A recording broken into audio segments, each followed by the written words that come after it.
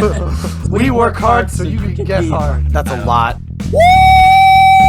I'm sure that was consensual. It was fucking Carl! Hey guys, welcome to Strictly Ball Business, episode 47, the AK-47 Andre Kirilenko episode. Here I am, Alec, with Dalton. We're ready to talk about the best basketball league in the world.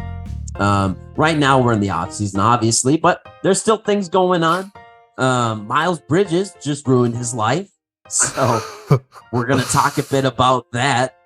Yesterday, he officially was charged with a couple felonies, so always good to add that to your history, if one of your goals is to go to prison in life. Next, after that, we'll talk about the formula it takes to become a contender for an NBA championship.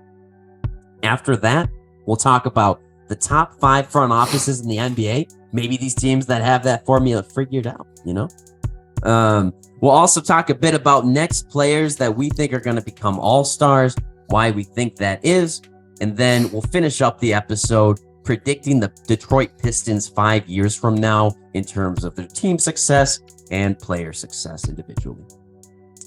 Here we are. We're going to start out Strictly Ball Business, episode 47, baby.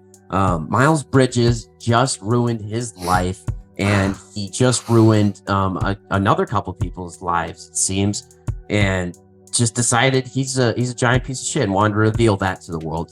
I didn't really realize that. Things definitely started going downhill for him this offseason, though, because first he posted the picture of him with a cup of lean. And of course, we all know in this offseason, he was lined up to get like $160 million in extension money. And instead, he ends up with 1 felony of injuring a child's parent and 2 counts of child abuse. And those are also felonies. And then he assaulted, these are stemming from assaulting his girlfriend, the mom of his 2 children, in front of both of them. Mm-hmm. Bail is set at $180,000. I haven't looked into it, but I'm sure he's already posted that. I'm sure he's already done it. Yeah. Yeah, so I'm sure he's sitting at home like a fucking asshole. But hopefully he gets some prison time. I mean, what do you think on this whole story here? Yeah, I mean, it sounds like it's pretty concrete. Like, things were there. Like, usually when these are federal charges are applied, it's because, like, police officers filed the report. They saw it. It's not a domestic thing. Like, he's pretty much going to be going away. Like, there's not much saying to it. But, like, man. Just wait for the court date at this point. Yeah, aside from, like, the obvious fact that he did it in front of the kids, like, that's in itself is its own thing. Like, we can talk about that. But, like, the basketball side of it, man, he fucked up. He probably, like, Pacers just, you got to think about it. Like, he could have, gotten that extension if Michael Jordan wanted to release it. But, like, Pacers just offered a max DeAndre Ayton. He didn't, and they didn't get him. So now they had a max laying around. You wouldn't think they wanted to throw some money at Miles Bridges if he was available. So yeah, I tough. definitely think many teams were interested in him until this happened, like right as free agency started. Yeah, he had a all-star-esque season. Guy looked pretty good. Not good in the postseason, but during the regular season. No, he just broke out this great. year. I mean, we spent a lot of this year talking about Miles Bridges as the most improved player of the year. We thought he was the favorite for that award for a long time this season. And here he is. And it doesn't look like, I hope at least, that he'll never play another minute in the league. No, yeah. I doubt that very much. Even if he comes back from it, I don't see him playing professional basketball like that. I mean, it's just I don't know what else to say. I mean, like, it's just like sometimes you forget that these NBA players are just normal people, and they make, like, I'm not saying it's just a guy making a mistake. I'm just saying, like, these are just normal people. You can get these, like, felony people, like, you can't tell, like, I wouldn't have been able to predict this at all. So it's crazy. And I love how the NBA is not giving that. They're putting out reports about it, but they're not making it as huge of a deal, because they're like, we're not gonna, like, it's fine. We're not gonna glorify what he's done. Like, he's just a criminal. Like, that's just how they're treating it. And I was like, that's good. I support that. Yeah, I think they're, everyone's waiting for official booking as well. You know, he did get charged officially yesterday, so talking a bit more about it now. But even now, it's going to be in limbo for a bit till he, you know, goes to court and then gets charged finally, or officially gets indicted. I mean, and hopefully that's a quick process because it does seem like a pretty shut and closed case. Yeah. I'm just seeing if there's any. She had photos of herself, and there's a video recording of the child describing the experience as well. So Jeez. I don't see him. Yeah, I don't see him getting out of this one. Yeah, they haven't really. The Hornets haven't really pushed out at this time of recording this. Haven't really pushed out a definitive statement. They just said like we're aware of it. We're gathering information. Yeah. That's what they've been doing, and they haven't rescinded the qualifying offer either officially yet. You know, would love to see that get rescinded ASAP, but I feel like I don't know what they're waiting for. I guess maybe they're waiting for him to get officially indicted, then they can get money back somehow. I'm not sure. It's not like they have him locked under contract for any more years. Like, just cut him loose, be done with him. Yeah, I wonder, like, not that he should deserve this money at all, but if the front office was going to do something to save money, I wonder if they pulled back the qualifying offer, if they get money off their cap, or something like that's tradable. But I don't know. I don't understand. From what I know of how contracts work, I have no idea why they haven't rescinded this, as they should. Because from what I understand, he would just become a free agent at that point, and you don't have to re-sign him. Yeah, and it's like, unless they had he had a guaranteed contract or anything, like they don't owe him any money, and there's no way of getting cap back because because they let him get to free agency. So it's not like he's.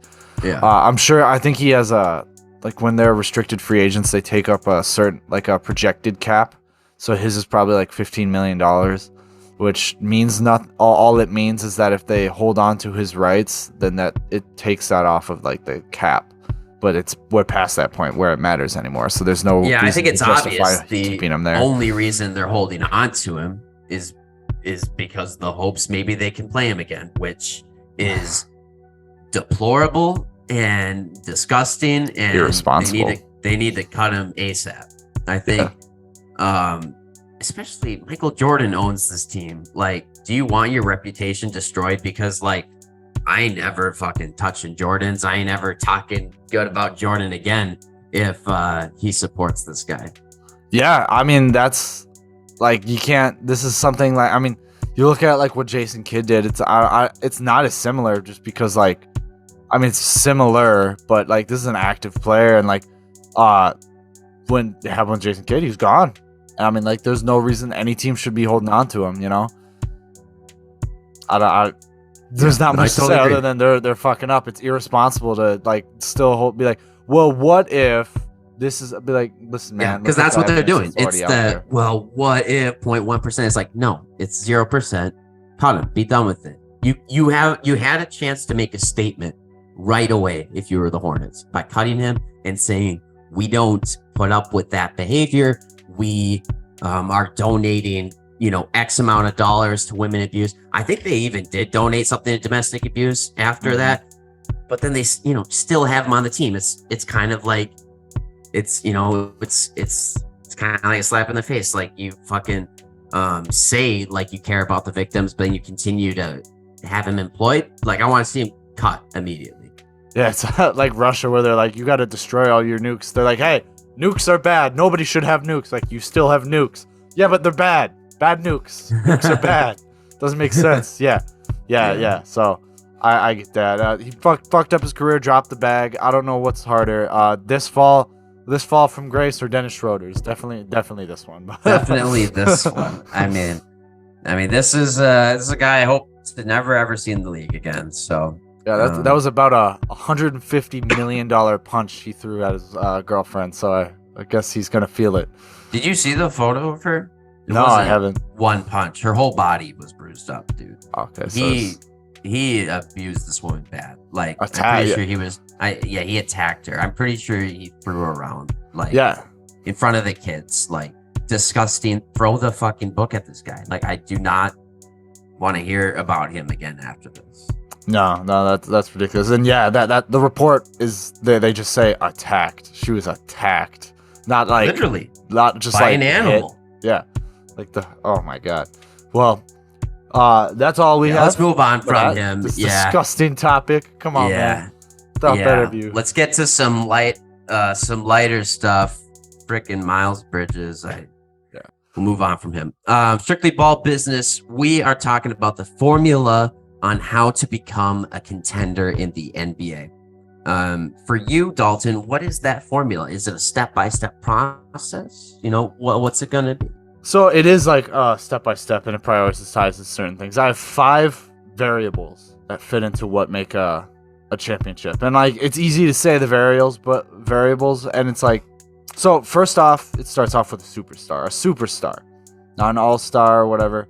So you pull out, and that, like, obviously Hornets are looking at LaMelo Ball to be their superstar, rebuilding teams. Spurs don't have a superstar, and I don't think they thought that DeJounte Murray was going to be that superstar. So like, that's why they step back, like, we got to get back to the draft board, etc. So once you get your superstar, that's the first step. You recognize it. Giannis, Curry, LeBron, James Harden at some point, Jokic. Yeah. Once you discover you have him, then you still in that draft process. Hopefully you pull out somebody like, look at the Grizzlies did, where they're like, Ja's our superstar, but we pulled out an who could eventually be a fringe all-star type guy. They don't need to be an all-star. Actually, they do need to be an all-star. It's Desmond Bane.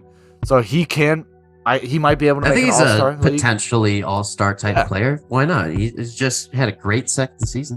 You're right. I was just gauging it off what he did this year. It was a fringe all-star type season with only in his second year. Yeah, only his second year. So he can become an all-star. Certainly, there's a floor there. But that's the second thing, is you got to have a scoring all-star next to him. Not like Draymond. I'll get to like Draymond Green's and Rudy Gobert's type of all-stars, but you need a scoring all-star. Like Bradley Beal, Donovan Mitchell. You need a guy that can go out there and average 20, 22, 23 a game next to your superstar. That adds a little bit reliability, flexibility to offenses. Certainly, if the superstar has to sit out, you can stay honest on the floor with an all-star leading your offense like that. My third thing is a top 10 defensive player. So a lot of things you can look at the Warriors for this. They got their superstar in Steph Curry. They got their all-star in Klay Thompson. Granted, Draymond Green turned into an all-star, but certainly not the prototypical way an all-star becomes an all-star, right? So he's a top 10 defensive player. That's why they won a championship. That's why they're a contender. Look at all the contenders. They all have a top 10 defensive player. Marcus Smart. The Nuggets didn't get there. Will they? We'll see. I still have yet to see that defensive guy. Drew Holiday and Giannis are both on the Bucks. Joel Embiid is on the 76ers. I mean, I can talk more. Pascal Siakam's really good defensively, but it's more about the system. So you get guys like that, and you can make that push. Anthony Davis, when they won the Lakers, was a top 10 defensive player. So that's a third thing. Adaptive coaching is another huge thing that they need. And then filling the last 5. So adaptive coaching, it's pretty self-explanatory. And the fifth thing is filling needs of superstars. So like, take Trae Young, get some more perimeter defenders, pull them in if need be. Next to Giannis, you need shooters. I mean, every team needs shooters, but it's the amount of shooters, like what you can do without them. So you cover up for the inefficiency of that superstar, because that superstar is going to have the ball in their hands most of the time. If you need a better playmaking, you pull in guy Rondo, Pepe, whatever. You throw around what you need. Yeah. What do you think of those 5?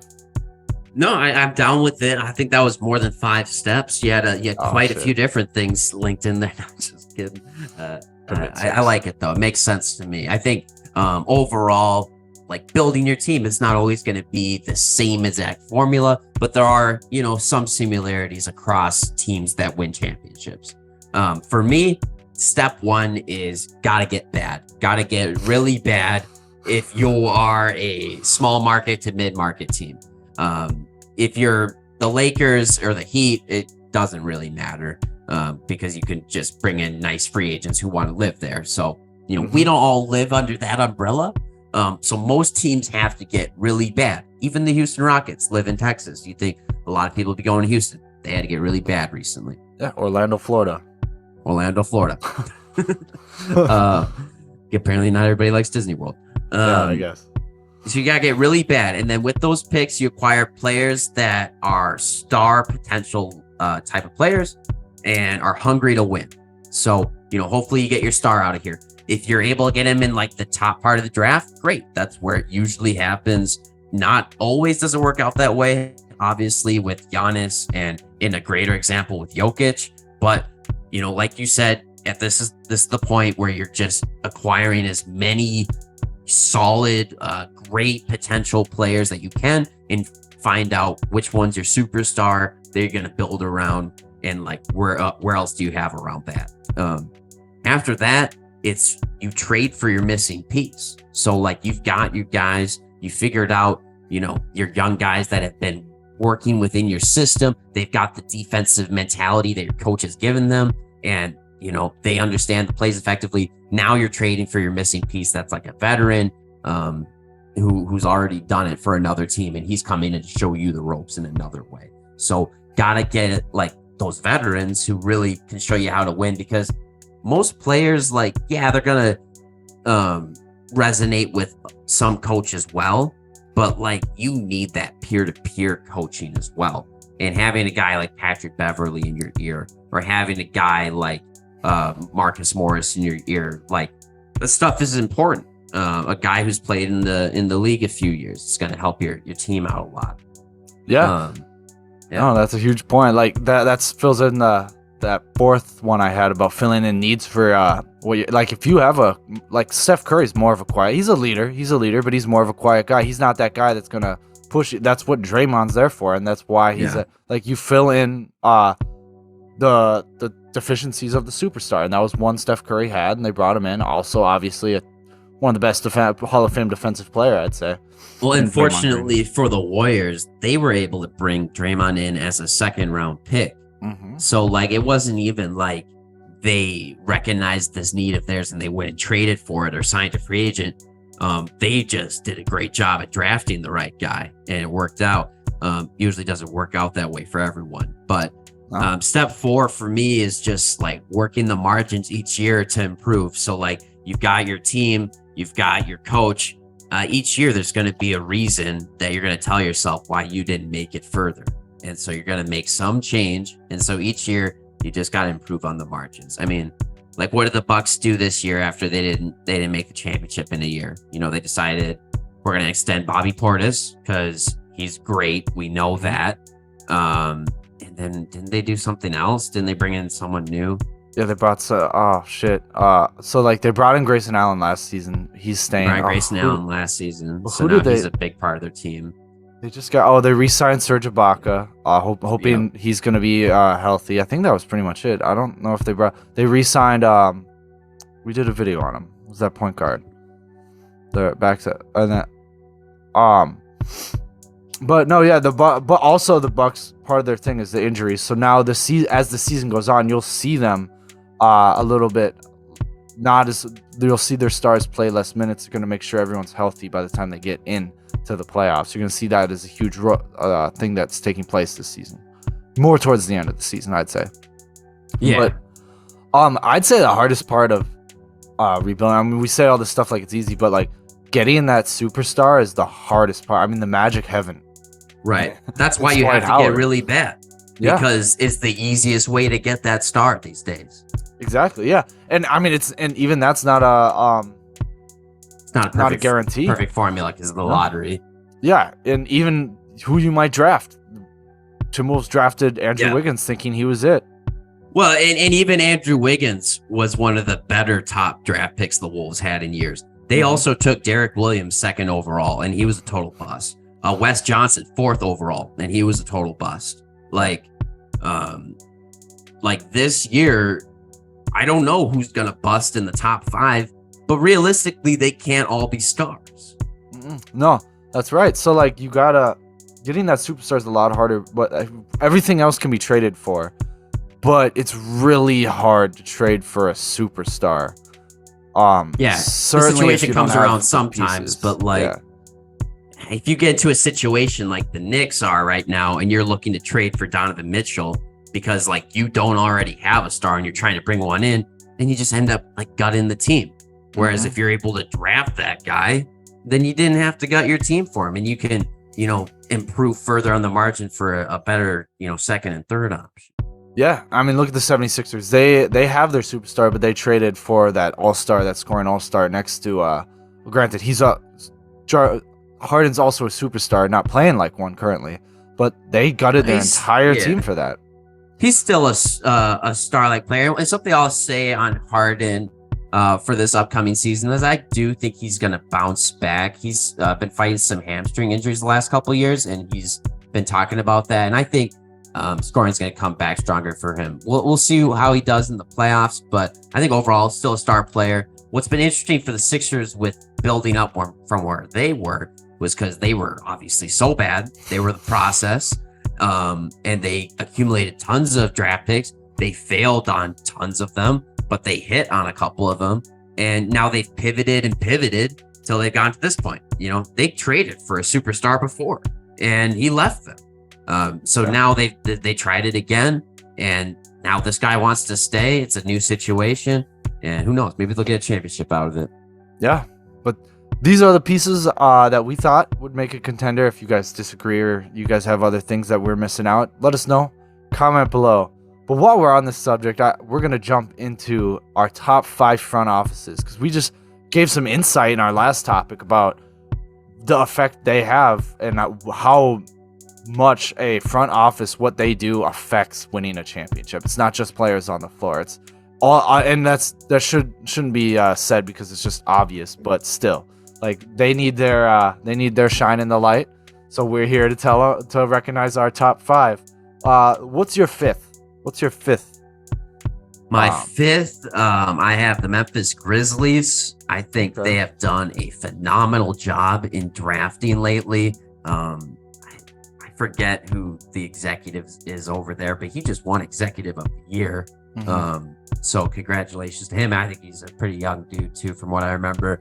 So I like what they're doing so far. Obviously, with Ja Morant, they did a good job in just landing the second overall pick.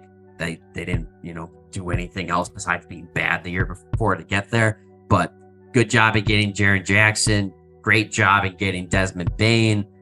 They've consistently gotten a ton of good role players. They traded away one, D'Anthony Melton, I thought they should have kept. But I really like this team, and they ended up getting to the fucking second seed last year.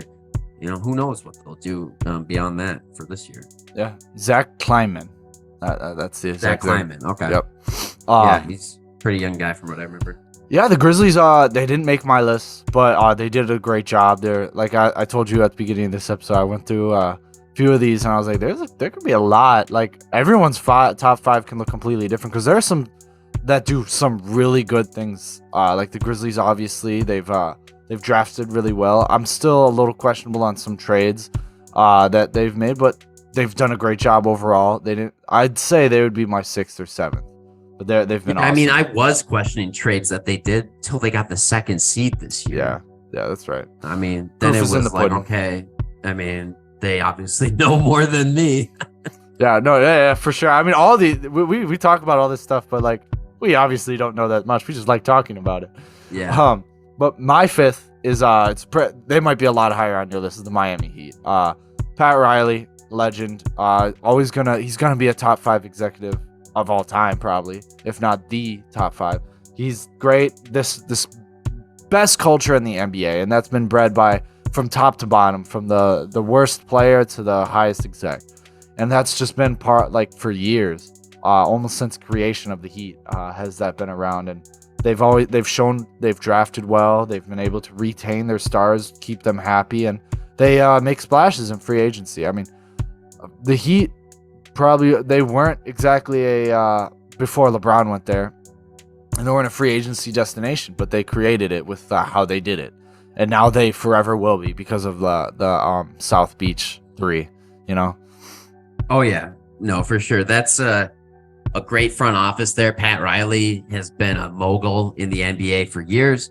They are able to get stars to want to go there, or at least star-like players. Like Jimmy Butler is a star, but like he's definitely below some other guys in this league. yet they were able to get to a championship with him and other dudes around him.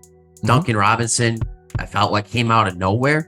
That 1 year, like he was out of the rotation. This year now, things seem to change year by year with the Heat. Like you get a new guy you just never heard of. Like who the hell is Max Strus? All of a sudden became a good player this year. Took over Duncan Robinson's job. Like okay.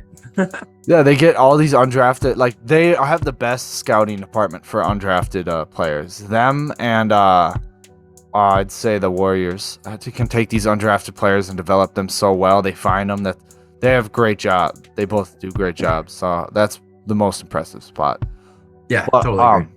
I'll jump right into my 4. Really high on the 4 is the Toronto Raptors. Masai Ujiri does a great job year in and year out. It's kind of hard to say. Like you always see them at the top. It's kind of rare to see them at the bottom. They're able to retain. But the one thing they do best out of all the teams I'm going to mention is retaining the value when they trade someone. They get something back, whether it's DeMar DeRozan, whether it's Kyle Lowry. They get certain value back where they're not in a year or two. It looks like you forgot that they missed out. They traded that person because they're still successful. You know what I mean? Yeah, no, totally agree. I think the Raptors have a phenomenal front office. Masai Ujiri's reputation speaks for itself, and they took the big home run swing that year to bring in Kawhi Leonard, and they got the home run. They got the freaking championship. And since then, they've done a great job rebuilding. They've gotten Scotty Barnes out of this thing when everybody on the draft and their mother thought that they were going to draft Jalen Suggs. Yeah. Instead, they drafted the Rookie of the Year. Yeah, and it was a huge pick like that. And now it's just we'll see what they do now. They certainly need to make some changes, but they're back up there, 4th seed this year again. They're a contender. I mean, so to be right back there from just a couple of years removed from the Kawhi championship is crazy. My number 4 is the Philadelphia 76ers. I really like what they've done this offseason and over the last year overall. Obviously, with the Daryl Morey handling of Ben Simmons, he played that perfectly when everybody thought like, oh, you could have traded him like a million times, but he held out till he could get his boy James Harden, and he got him. Yeah, that was pretty impressive. The new 76ers, because of with Daryl Morey, he only took over last year, right? Yeah, I feel like last year must have been the first year. Maybe it was the second year though. This is either his second or third year. Now, I think he's going into his third year. I'm pretty sure. Yeah, this is, I think, Doc Rivers' third year. Yeah, he's done a great job. I don't know. It's tough because it's still like, as an Orlando fan, I know their player relations still aren't the best, and maybe that'll change under Daryl. But like, the Ben Simmons, granted, he's Ben Simmons, but also you can see a certain flow in the back with what happened with Markelle Fultz. Absolutely. A couple other players, like I'm trying to. A lot of shit they fumbled, like Jahlil Okafor. That was a bust immediately. Markelle Fultz was a whole situation, and they didn't get shit back for him in return in the end. But I think this new front office is really excellent. So I've liked what I've seen from them, and I think like maybe it'll pay off in the championship. My number 3 actually was the Toronto Raptors, and I'll go ahead and tell you my number 2 was the Miami Heat. So you had them a lot lower than I thought, but really like both those front offices. Like the Toronto Raptors have done a great job of staying relevant in the East for a team that's in Canada and wasn't relevant for all of my childhood. Now for like the last decade, they've been great. And the Miami Heat, just in a different way, they've always been consistent. They've had Eric Spoelstra forever since he was a young coach, and like they just continue to grow there. And I guarantee once Pat Riley's done, Eric Spoelstra will probably move into the front office eventually. Yeah, I can totally see that happening. Both great picks. I like it. My third, it's actually a little surprising, but let me justify it, is the Brooklyn Nets. So they were thrown an impossible curveball. We've talked about it. Kyrie Irving, like what the fuck do you do with that, right? So, but leading up to that, what they were able to do, where they were just a graveyard of a franchise. Nobody wanted to go there. To rebuild with no picks, they rebounded from that Kevin Garnett trade and Paul Pierce. It just fell apart. It was not worth it. And they convinced KD and Kyrie to come at the time. Great choice. I mean, they did everything they could to make LeBron happy. They did Kevin Durant to retain him and Kyrie. I mean, they entertained Kyrie just not playing for a whole season. They would do everything. And then they went out and they traded and got James Harden. We were just talking about how impossible it is to trade for a superstar. And they went out and did it. And what's more impressive is, he wanted to go there, but convincing the teams to take the package they arrived. Like, I don't think that package would have traded if he didn't want to go there so bad. So, like, they've done an impressive job. Now we're gonna have to see what they retain from these two now. But I'm still impressed with what Brooklyn was able to do. Yeah, no, I agree. I think that's not a bad pick. I certainly like the way they're playing their situation right now. They very well might still have Kevin Durant for this next 4 years of his contract, because like they are not getting offers that are worth trading him. He's a superstar, and it's like, well, I could either have Kevin Durant play on my team, or I could trade him away for OG Anunoby and some picks. Like, why would I do that? Yeah. Michael Bridges and some picks. Why would I do that? Mm-hmm. Yeah. Tyler Hero and picks. Garbage. Why would I do that? Like, I would much rather just take my chances with Kevin Durant and whoever else. Yeah, give me an all, at very least minimum of what along with a pick package is give me an all-star and a young star that can be and a young potential that could be an all-star. Like, I don't know, pull out like a Cade Cunningham, a Sadiq Bey, someone like that, you know. But like more meat. Give me more meat in this trade, you know. Yeah, I mean, I just feel like the Raptors, like, if they're not including Scotty Barnes, like, I'm not listening to them if I'm the Nets. Not at all. Like, the Pelicans, if they're not offering Brandon Ingram, I'm not listening. Yeah, that's right. And like Miami Heat and Phoenix Suns have nothing, in my opinion. So not one. Unless seems like in my opinion, it doesn't seem like he's even gonna get traded, and I'm fine with that. But like, do they trade Kyrie? They should. I do feel like they should trade Kyrie. I mean, unless they think they can repair it, but I'd be like, Kevin, man, look what Kyrie's doing. Like, come on, let us trade him. Get him the fuck out of here. Like, we won't even, like, we'll just take Westbrook and buy him out if that's what need be. We'll just take and like get something else. But let me move in to my number 2 is the Boston Celtics. I love Brad. Okay. They've done a great job built through the draft. What they've done through the draft is the most impressive part, and that's why they're up here. That's true. I did consider them in my top 5. I just didn't do it. Great at development. What they've done for Jalen Brown wasn't supposed to be much when he was drafted. Honestly, he was just not a throwaway pick. He was only the 3rd overall pick. Only, but like nobody was saying where he could be like as big. Like there was very little hype around him getting picked at 3, if you remember. It was all Ben Simmons and Brandon Ingram. I will say both Tatum and Brown were picks that like I didn't really necessarily think about. Maybe I just wasn't as deep in the draft as I should have been. But like, you know, those were just Danny Ainge knowing like these guys are going to be stars. Yeah. Oh yeah. And they were able to make trades, like the smart trades of when we heard they were bringing Al Horford back. We're like, what the fuck? That's worthless. Turns out he was a huge piece of why they made it to the finals. Like they know they do these things and they're able to retain just as well as I said what the Raptors were able to do. The Celtics can retain. They lost Gordon Hayward. They got back. I mean, what turned into Fournier, but Fournier like left or whatever. But they were still able to turn into just a star leaving into all right, we'll bring in a fringe shooter, a 17 points per game guy.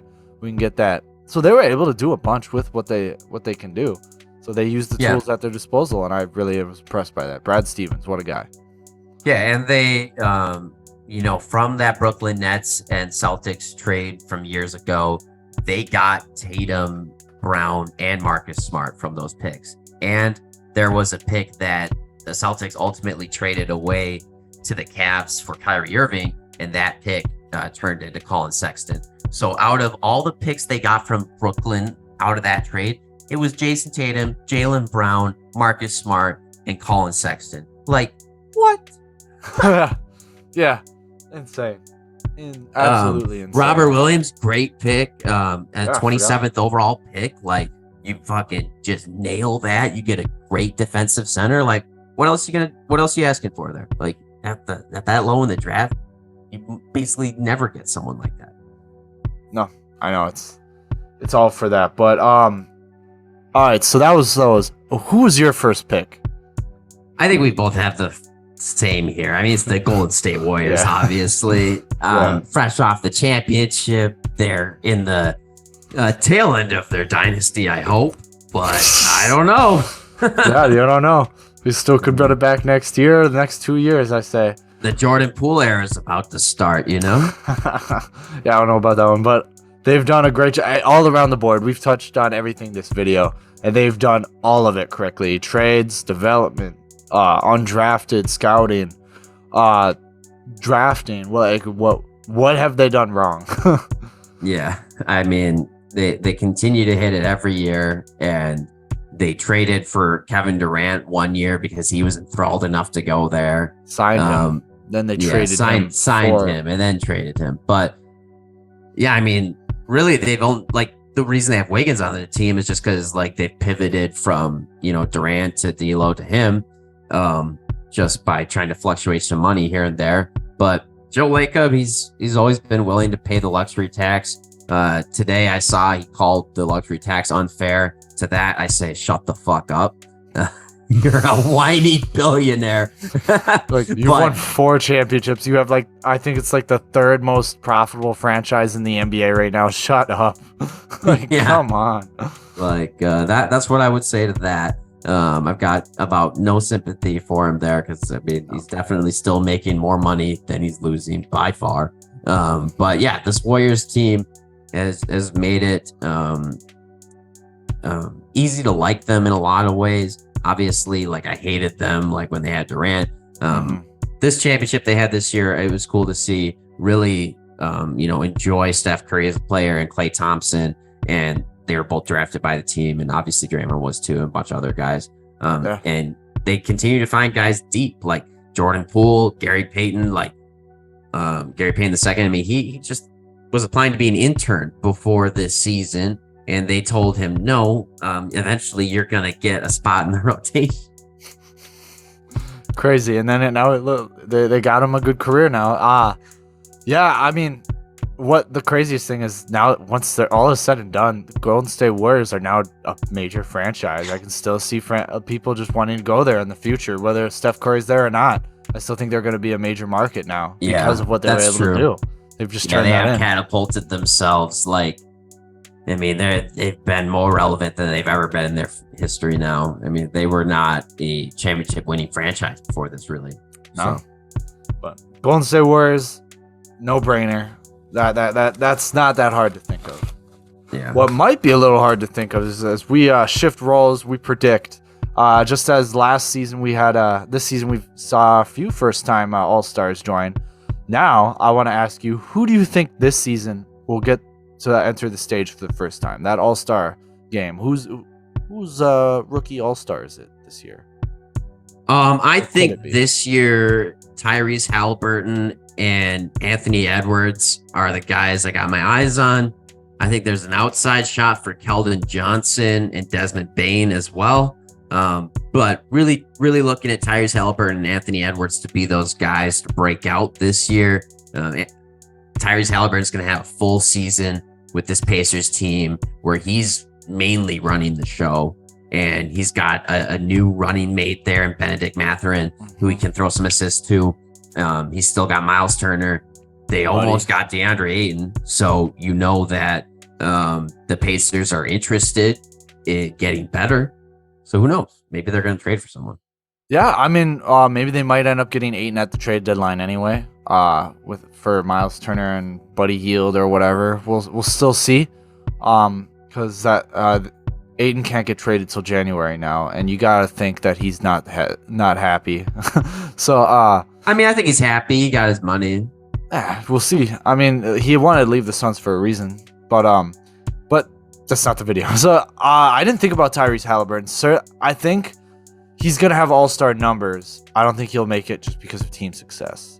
If Ayton was on the team, I was like, maybe he. No, would, I think he's gonna have they'd all-star be- numbers. Yeah. He averaged all-star numbers in his games with the Pacers last year. Yeah, but Anthony Edwards, I actually have an argument that I thought he was better this season than LaMelo Ball, and LaMelo Ball made an all-star game, and obviously he didn't because the West is pretty packed. But if Anthony Edwards doesn't make an all-star game this year, it'll be a fucking crime, because you got to think the Wolves are going to be top 5 seed this season, and they're allowed 2 all-stars at top 5, and I think he's certainly going to play. He played like an all-star last season at 21 points per game, 44, 35, 78.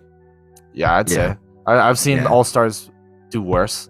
So, I mean, Chris Middleton only averages 18 points a game. He's an all-star. So, yeah. granted, I mean, at he's a some little more point, you just efficient. once you get in once, they just vote you over and over again. So once he gets in for the first time, he'll just keep getting in. Right. But it is lame that now LaMelo has one ahead of him, because that's BS. Yeah. Maybe now that they don't have Miles, and maybe they'll sink down, and he won't have the standing to justify his all-starship. But Man, they're gonna get so bad now. yeah, I have 2 other guys that I think are due for an all-star appearance. First one is Shea Gill, SGA. I think depending on how Chet does, if they make some noise, Shea might show up and be an all-star. I mean, he's had all-star numbers for the last 2 years. So I wouldn't be surprised if he made an all-star team this year. SGA certainly I can deserves see it. it. Yeah, he definitely deserves it. I think everyone just doesn't give him any credit because he's on the Thunder. Yeah, I mean, maybe not this year, but maybe next year we'll see him on an all-star team. Get one more draft, maybe pull in a few free agents, fringe free agents. Like, I don't know who else at this moment, but my third guy is De'Aaron Fox. I think this year he might finally get an all-star. He has a star next to him. Went out, got shooting. They got some of their deficiencies. Now we'll see what the new coach will do for defense. So I'm excited to see what they're gonna do. And this might be the year for him. I mean, he's had all-star numbers outside of his rookie year. He's had all-star numbers there. So he's one guy I really want to see play in the all-star game. Yeah, he's super fun. I'd like to see it too, but I think it's going to take the Kings winning games for that to happen. Yeah. Well, I mean, this So- might be the year now. They made that trade. I mean, they got a few things going on. the year, baby. I hope so. I hope Sacramento deserves it. Yeah, every year I say it's the year, man. True. But my Timberwolves just got out of the cellar. They made a big trade for a star, so maybe the Kings get there too. They traded for a star last year. Exactly. So I don't know. Yeah, but- the Wolves have also traded for a star before that, which was D'Angelo Russell, and they got a first round pick. Jimmy so it's a Butler little before different. that. And Jimmy Butler before that. They're a I little would more say aggressive. Jimmy Butler was trading for a star. D'Angelo Russell was more like trading for Karl Anthony Towns' friend. He was an all-star at the time. He was coming off an all-star season. He was 2 years removed for one, and he was a good player. Oh, he was 1 year removed from because the year before he was with the Nets, and that was the KD Sure. trade. So Yeah. but yeah, I see your point. Those guys, all of them might make some all-stars. That's a nice predict, but Yeah, I let's mean, take that's the a thing. Like, some of these guys are going to have to start making them, because, like, the guys who have been making them are going to start retiring. Like, there's Getting going to be old. some spots available. yeah, I don't know if Chris Paul's going to make another all-star game next year as he did this year. So we'll see. Yeah, I mean, eventually he's going to run out. Oh yeah, for sure. But let's take one step further into the realm of predicting. In 5 years, this is our new segment. We're gonna go through and take these rebuilding teams, and we're gonna try to predict where they'll be in 5 years. Starting off with the Pistons, the players they have drafted, who's still gonna be on the roster, how good are they, where in the standings will they be? Please, fortune teller Alec, show me some insight. I think, like, 5 years from now, you're looking to be where the Mavs were at this year, if you're the Pistons. So, hopefully you've got a conference championship appearance under your belt, or at least a second round appearance under your belt. I think You've got the star-like player in Kate Cunningham. So really, at this point, you're building upon that. So I'm hoping 5 years from now, Jaden Ivey also looks like a really solid player. And I'm hoping that Jalen Duran is a top 10 center in this NBA at this point. Wow. And I could definitely see one of Ivy or Bay getting traded before then to, shake things up. Or, maybe they draft someone in who replaces one of those guys. Who knows? A lot can change. Their opinions on their team overall is going to change a lot over those 5 years. But I think in general, they're going to have to entice some free agents over. They were able to do it with Jeremy Grant before just by giving him some good money. And I think they can do something like that again for like a big man is what they're probably going to have to do. I don't know who's going to be their starting power forward in the future. Not Marvin If they're going to find that guy in the draft, that'd be great. I don't know. Maybe they'll trade for Paulo Banchero in 4 years. Oh, yeah. Don't do this to me. But I agree. I think Cade's their superstar. I do think Sadiq, Jaden, and Cade will all still be on the team. I'm not gonna. I didn't put too much stake in Duran or Bagley. I thought they would either be traded or just gone by this point and not re-signed. So Cade, I said all-star superstar. He's an under notes what Ben Simmons was supposed to be, and that's where I see him as in 5 years. I think he's going to be leading this team. He's going to be doing great. Jaden That was Ivey, nowhere near the shooter Cade is. no, when he was drafted, he was not a high volume, but a good shooter. And so obviously he's going to be a better shooter. But what Ben Simmons was drafted on was like they thought he could shoot. I remember in 2K17 when go back to it. Go watch those Australia highlights. It's crazy. He's got maybe 76ers just have a wall of shooting. Like you can't shoot when you get here. But Jaden Ivey, I said 2015 John Wall, where about 15 possessions a game. Not as many assists, but he's going to be shooting a little better than him, about league average. So that's where I put him on the skill level, and I think he can certainly get there. And this isn't. Could they be better? Could they be worse? Definitely. But this is more like a mid-level prediction on all these guys on where they can be. So I can see him averaging about 17 points per game.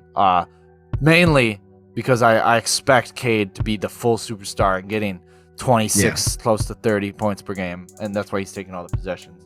Sadiq Bey, fringe all-star, 17 points a game. I have him as 2009 Rashad Lewis, just an off-ball monster. Oh, I love Rashad Lewis. Yeah, 17 points shooting, high levels, threes shooting at 40%. I see him getting there, and I like those three alone are the big three. And I think they're gonna pull in like a nice vet at that point who's only averaging 14 points per game, like a Tobias Harris. They're going to bring him back. Or maybe like a Julius Randle in 5 years, who's going to be 33, 34. So I can see them pulling in one of those guys to be their forward. And just be like, come here, do some work for us. I compared them to a fully healthy Nuggets team right now. That's how I saw them. They're still I still think they'll struggle on defense. I think they have certain people to make cover up on that end, but they're gonna have enough skill to make it far in the playoffs. So that's a hard comparison for me. I don't even know what like a fully healthy Nuggets team looks like right now. Yeah, that's fair. That's fair. I mean, I more or less built it off the success, and like, I guess it was a hard comparison. Before that, I didn't like my comparison, so I had to change. It's fine. No, it's just. Oh, I want to see. I want to see the Nuggets play again, but hopefully, the Pistons can be a full assembled team and they can be deep. Like I think that's kind of the issue you run into with these small market teams is that you're not usually very deep, because like you don't hit on your draft picks and you're unable to get good guys from free agency or trades for whatever reason. So you really do have to hit on your draft picks if you're the Detroit Pistons. You got the number 1 overall pick. You got your star with Kate Cunningham. A lot of people are talking very highly about Jaden Ivey. He looks like it could be a great player, but we don't know yet. Jalen Duran, I like him, but in most likely scenario, he's probably going to bust like 90% of big men do. Sadiq Bey I like, but I think like he probably caps out at some point in terms of his talent. Yeah. I don't know. But Rashard Lewis is a solid player to have. Yeah, Rashard Lewis is he went to the finals with the Magic. Yeah. So Yeah, like and they lost. Not just kidding. Stop it. Or at least we went to the finals. That's true. It's a stat. But do you see this Pistons team in your head in 5 years? Do you see them contending for a championship? I think like hopefully they'll be like right there. I think it depends on like how well these draft picks pan out, and then obviously they're going to make a big swing at some point before this 5th year where they bring in a new guy, because that's just going to happen, I think, at some point, because I think they're going to feel some pressure to compete while they have Cade, because like they don't want him to feel any reason to want to go anywhere. Yeah, assuming they have vets around them, which is what they should do, I think they will make this team will make a peak out at conference finals. It's just the lack of a superstar next to them, which certainly they can get. Could Jaden Ivey get there? I'd say it's really tough to play we're gonna have to see it. Two guard superstars next to each other. You know, Yeah. It's really tough unless you have such a dominant guy like Steph Curry playing next to Klay Thompson. He's just gonna play a different role. You know, it works Right. well for Klay Thompson because like he doesn't need to dribble the ball a bunch. He, gets to his spots. But like, is a guy like Jaden Ivey gonna need the ball in his hands to be effective? And he will need playing off of Cade, because Cade's the guy. Cade's already set in there. Can he play off of Cade? His shooting numbers have to get a lot better. And granted, he hasn't even played an NBA game, and this is what we're saying. But obviously, this is predicting. We're already talking about it. It's just thinking about the way Cade plays. You're gonna have to go off that, and like if you need the ball in your hands a bunch to be effective, like you're gonna have a hard time on this team. Like you're gonna have to learn how to be effective off ball. And I'm sure the Pistons know that, and they've got to be confident with him as an off ball player. Otherwise, you wouldn't make that pick. I think they definitely still need a good guard next to Cade Cunningham, but it's just like, can he embrace that role? Yeah, I think we'll actually get to see what we imagine more or less come to fruition with what's going on with the Hawks. That'll be a good indication on how well they could do, because that's very much the similar archetype that Jaden Ivey and Cade are going to grow into, is a Trae Young, and obviously they have their differences, but Trae Young and DeJounte Murray. It's very much the same vein. So I'm super excited. We'll see if they can make it work. Then maybe Jaden and Cade can make it work. But yeah, I think there's not like a perfect formula to building a team. Like we talked a bit today about like how to build your contender, but like in reality, you just try to get great players in and you pivot from there. You just figure out what you got. And they felt Jaden Ivey was the best player available in the draft, so they took him. So they're going to see where that goes. Maybe in 2 years, they're like, the fit's not as great, but Jaden Ivey is still really solid. We can trade him for someone decent. Yeah, I mean, it happens all the time. There's nothing to shy around in it. Fit is fit. But what do you guys think? Are the bad boys going to be back in 5 years? Were we wrong about anything? Tell us how much you love Jaden Ivey. I'm expecting to hear a bunch of slander from you guys, because I didn't say he was the next MVP Russell Westbrook. But comment below. Let us know. You got anything else for this episode, Alec? No, I think we're all good. All right. This has been Strictly Ball Business, episode 47. Stay tight. We out. Strictly Ball Business, where we strictly talk basketball. Tune in next time